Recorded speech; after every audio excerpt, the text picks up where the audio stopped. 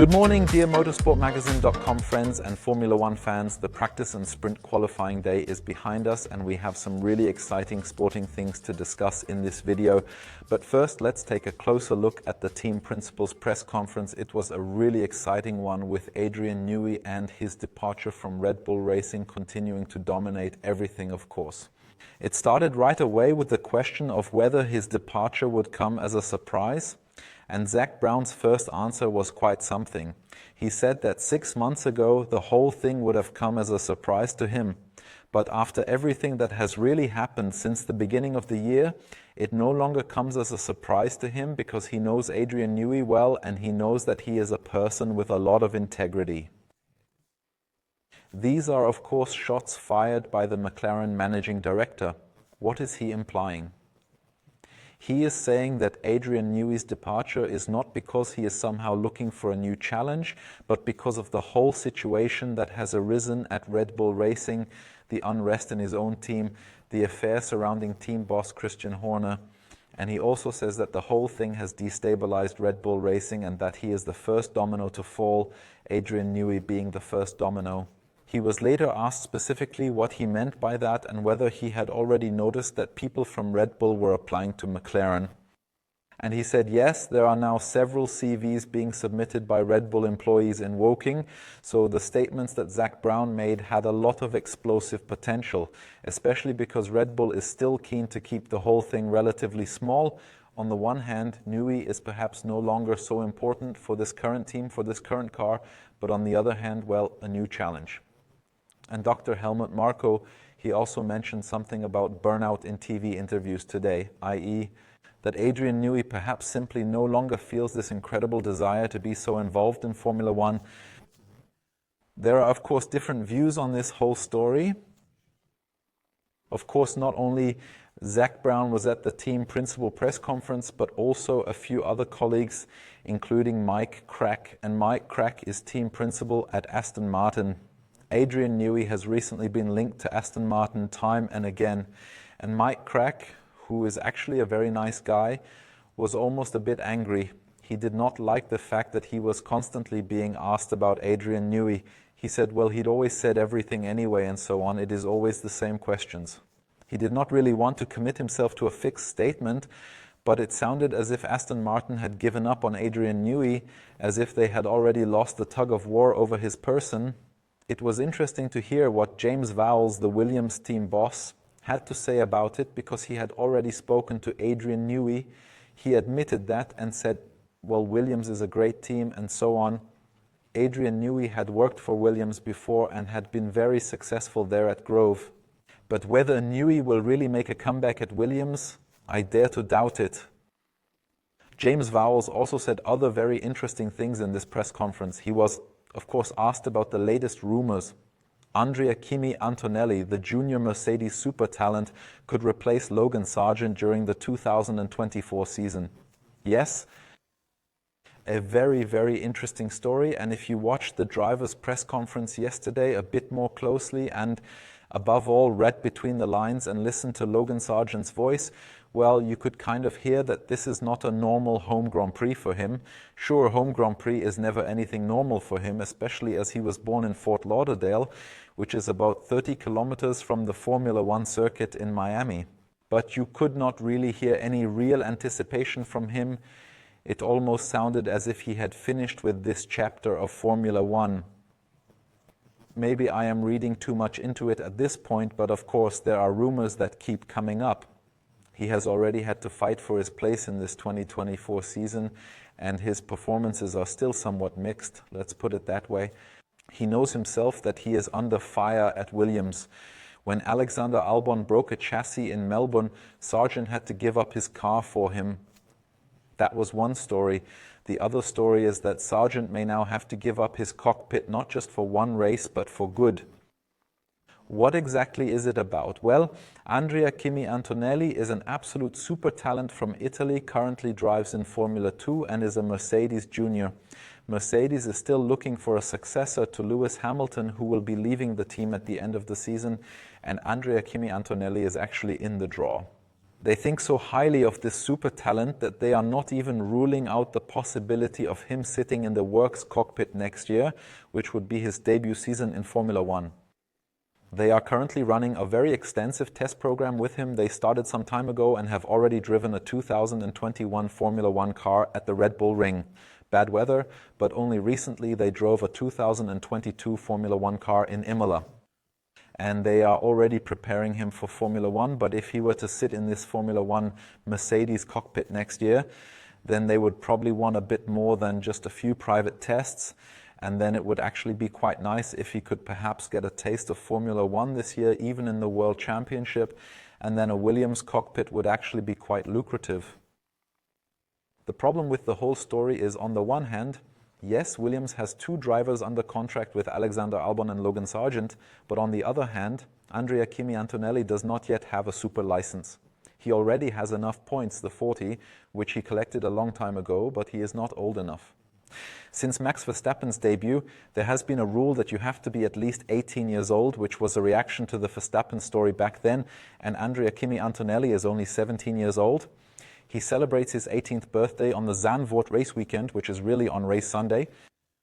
Then he could have the super license, but that might be too late because Zandvoort is only after the summer break, but Mercedes has to see how things look for next year in terms of drivers, and that's why they would like to have him in Formula One earlier, and have apparently also asked the FIA whether they might be able to make an exception. We have heard that the FIA is not at all enthusiastic about these plans. There is actually no reason why they should break their own rules. There are currently 20 healthy Formula One drivers, and even if one should really retire, there are still enough racing drivers who have already reached the age of 18 and are in possession of a super license, i.e. have enough points. So there is actually no reason why this rule should be broken. Maybe we can think about changing the rules again, yes, but there is no reason to break it for the time being. James Vowles was asked about it, as I said, and he said, well, there's nothing on the radar at the moment. At the moment it was added again. Maybe you saw the video yesterday, and at the moment there's always a nice clause that you leave open. So at the moment there's nothing on the radar to replace him, but he said quite clearly that there are goals that Logan Sargeant has to achieve, and he's currently struggling with that. Yes, he proved us wrong straight away for the first time ever in his career. He beat his teammate Alexander Albon in qualifying. Alexander Albon, he also did a good job, but his lap was cancelled because he didn't stay within the track limits. But nevertheless, Sargeant had his first qualifying success at this point. Yes, what happens now? I'm curious. If the FIA doesn't move, then you can stand on your head anyway and it won't work. For Williams, it would of course be an interesting story on the one hand because they really need every point, and Logan Sargeant is not a points digger. Last year I think he scored 27 points with Alexander Albon and a meager few points on the American side, and only because 2 cars were disqualified. This season the team still has 0 points, so Alexander Albon hasn't scored any points either. It's going to be tight. They really need every point, and with Sargeant it's going to be difficult, so they might be better served with a super talent. On the other hand, you would be helping Mercedes, and that could also pay off. They are currently not only driving with the Mercedes engine, but also with the Mercedes gearbox and rear axle, but they have to use last year's model, production capacities and so on. So if you could perhaps accommodate the junior there, that would be an argument for Mercedes to consider whether they could get newer components. A topic that will definitely keep us busy. I'm looking forward to it. Williams is a very interesting team, the chaos team at the start of the season. Now they finally have the 3rd chassis with them in Miami, but everything that has happened so far hasn't sounded so good. There was a lot of criticism from you guys, joke team and so on. I've always defended Williams a bit. You can read why in our current print edition, issue number 96, which is all about the Excel car. Williams worked with Excel until not so long ago. They always work with Excel and still do, but all the parts of a car, all the parts that the team produces overall in an Excel spreadsheet, what that's all about, you can read about it in our print edition, abo.motorsport-magazin.com. But now we come to the sporting side of things, and that was really quite exciting today. McLaren has brought along a huge update. We always get the list from the FIA of the aerodynamic updates. Yes, the first wave of updates was announced. Some teams had new parts in their luggage, but McLaren They delivered again. They had already said, yes, we have something in our luggage, not as big as last year, but when you looked at it, the list was pretty full. Lando Norris has benefited from the complete update, while Oscar Piastri has a light update, i.e. not all the components. It looked good in free practice and then really, really good in qualifying.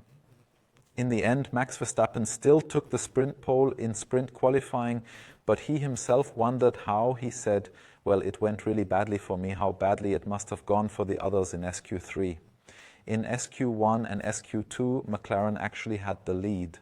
Norris with 2 best times, Piastri also in second position in SQ1, and Norris would even have taken pole for the sprint with his SQ2 time. What was going on?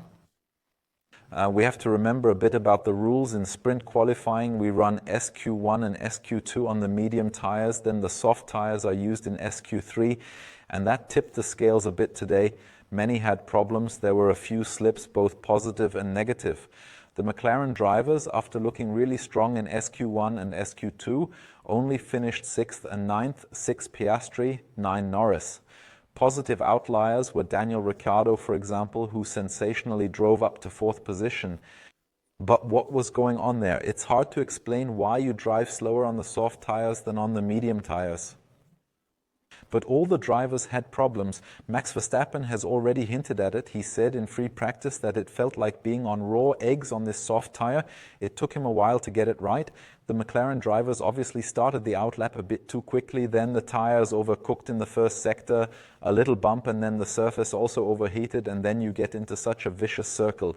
Catastrophic first sector times from Norris and Piastri, and that's why they did so badly. The C4 tire, which is the soft tire this weekend, is also a bit sensitive, not quite as sensitive as the C5 as far as the peak is concerned, but you've also seen that you're perhaps not so badly advised with used soft tires as you saw with Hülkenberg and also with Stroll, because you can get them into the window better and easier than a completely fresh one, so we'll have to wait and see. The update at McLaren certainly seems to be working. They just couldn't get it together when it counted, but we now have another qualifying session, and I'm curious to see if they can learn the lessons from it. And overall, I'm obviously looking forward to seeing what this McLaren update is capable of, because Miami wasn't really the track where you would have expected the McLaren to be strong. If you've watched these videos and read the articles over the last few months, probably months, then we've said quite often that the track wasn't actually supposed to suit the McLaren, but in the end it was quite good. It came from the McLaren itself, and there's usually a very good explanation as to why it didn't actually suit, why it did. But now with the update, I'm really excited. Why don't we go into more detail about the update now? Actually, everything has been changed except for the rear wing, if I remember correctly. So maybe that's a video of its own. You can read about it on our website. But what exactly was done there would go beyond the scope of this article. So much for McLaren. But then there's another very interesting story from Ferrari. Charles Leclerc, who looked like quite a loser after free practice. He managed one flying lap, then he spun. The spin wasn't spectacular. On the way onto the long straight in the last sector, drove a bit hard over the basket, then spun on the out acceleration, didn't hit anything, it was all half as bad. The only problem was that the track was particularly narrow at this point, and he didn't do a very good job with the turning maneuver, so turning in 3 turns, we'll have to practice that again. Yes, it's not that easy with a Formula 1 car turning circle like a truck. He tried it, first with a burnout, then saw, okay, before he ruins the car, he does it slowly. It took ages of yellow flags, but then he didn't make it. He had to park his car. The problem was that the clutch overheated. He couldn't engage reverse gear, red flag interruption, kind of a strange scene for such a Lapagli. But for him, the practice was over, and that was the only practice session on this entire sprint weekend, a flying lap. He went into qualifying with his back to the wall, bearing in mind that Leclerc's last few qualifying sessions hadn't gone particularly well, and that his former specialty had suddenly become a problem case. Then now, with this preparation, it worked again. Leclerc drove to second position, only a tenth of a second behind Max Verstappen, then beat his teammate Carlos Sainz again, and he said himself that he didn't want to talk about a liberation, but he said himself that this is quite good now after he has already been counted out. You are only as good as your last race and so on, and he knows himself that it didn't go so well there and has now said that this is good to quiet the critics. Now I'm curious to see whether this will continue in the race. Miami, due to the high temperatures, a lot of lateral forces, especially in the first sector. It's a bit easier to get the tires into the right window. So was that a flash in the pan? Yes or no? We'll see. We still have a second qualification, namely a real qualification for the Grand Prix. We've got the sprint, we've got lots of action, and if you don't want to miss anything, I'd be really happy if we could maybe break the sound barrier this weekend. It's probably going to be a bit tight this weekend. We could manage 215,000 subscribers. We're currently at 213,822. So the 214 would be a minimum target. Can you say that? Minimum target, you could say that. It's perhaps a little presumptuous to say we're happy about every single one, but we'd be delighted if we could break the 215,000 mark soon. There's definitely a lot to report in the near future. As I said, sprint, then the real qualification, and then the Grand Prix on Sunday.